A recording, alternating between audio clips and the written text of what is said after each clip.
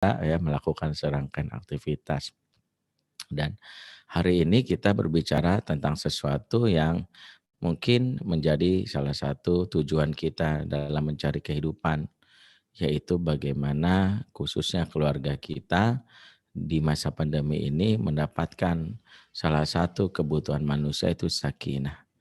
Dan ini menjadi perhatian penting sejatinya masa pandemi yang terjadi saat-saat ini harusnya juga memikirkan hal-hal yang selama ini mungkin nggak kebayang dalam kehidupan kita. Yaitu bahwa pandemi bukan sekadar kita fokus kepada urusan kesehatan, bahwa kesehatan memang menjadi fokus utama saat ini.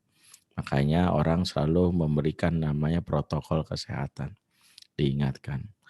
Pandemi juga seringkali hanya membuat kita fokus kepada bagaimana kondisi ekonomi.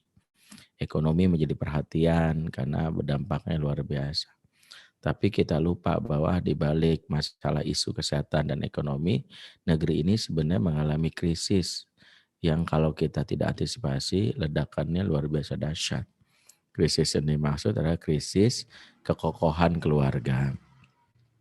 Betapa keluarga saat ini salah satu yang saat ini menjadi isu besar seiring dengan angka perceraian yang meningkat setiap tahunnya. Bahwa perceraian di negeri ini boleh dibilang menanjak kurvanya dari tahun ke tahun. Tahun 2009 yang bercerai 250.000 pasangan, tahun 2019 berarti satu dekade kurang lebih 10 tahun, angka perceraiannya meningkat menjadi 460.300 pasangan yang bercerai. Kalau berdasarkan statistik di Indonesia setiap 1 jam ada 50 pasangan yang cerai. Ya, jadi kebayang kajian kita berlangsung 1,5 jam, berarti selama kajian berarti ada sekitar 75 pasangan cerai selama kajian gitu. Jadi kita tahu bahwa angka perceraian ini sesuatu yang justru terjadi bahkan sebelum pandemi.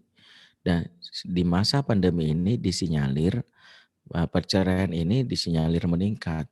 Terlebih banyak berita-berita viral ya.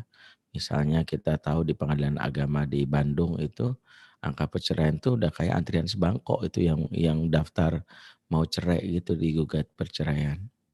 Ya salah satunya juga ya saya pernah ngalamin gitu.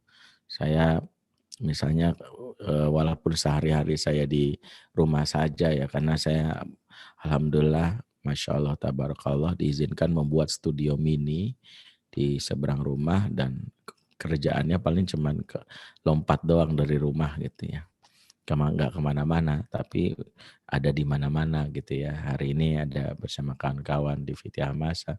Tadi sebelum mengikuti kajian ini saya di Singapura karena ngisi kajian di Singapura. Sebelumnya saya di Australia, di Melbourne. Sebelumnya kemarin di Amerika, Jepang. Jadi baru kali ini saya ya dalam 1 hari bisa 4 negara gitu. Kunjungin luar biasa. Nah, satu hal adalah saya pengen melakukan ya penyegaran lah. Saya jalan-jalan sama keluarga, lewatinlah pengadilan agama terdekat di dekat rumah. Masya Allah kaget saya karena macetnya itu udah kayak orang mau kayak berburu apa PO iPhone 20 ya, iPhone 12 gitu. Jadi orang loh bingung macet banget gitu. Ya ternyata parkirannya nggak cukup untuk menampung ya orang-orang yang mau melakukan gugatan cerai.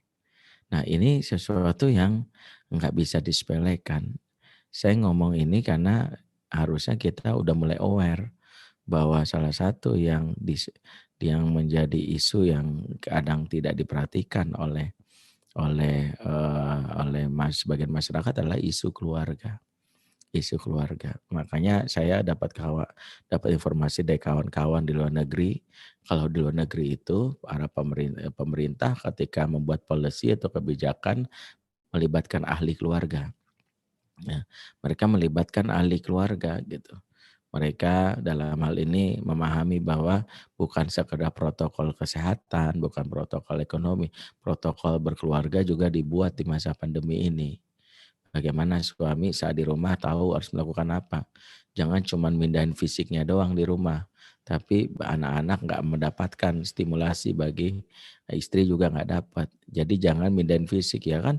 gue kerja. Pada anak itu lebih menyakitkan, ya, ada di depan mata tapi nggak terjangkau, ya. Kan ini persis ya kayak seseorang yang melihat gebetan tapi batal nikah, kan nyesek gitu ya. Ya kenapa? Karena sering dilihat tapi nggak bisa dijangkau.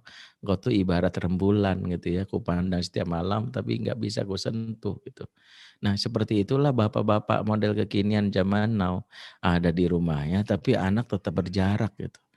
Ya perasaan bapak dulu walaupun di satu sisi anak bersyukurlah. Walau minimal kalau dulu ditanya, "Ayahmu mana?" Jawabnya dulu kan, "Au, gelap." Karena ayah hadir pas gelap-gelap doang kan, sebelum matahari terbit dan setelah matahari terbenam gitu. Jadi ayah sejenis Batman lah ya, cuman bedanya nggak pakai sayap doang.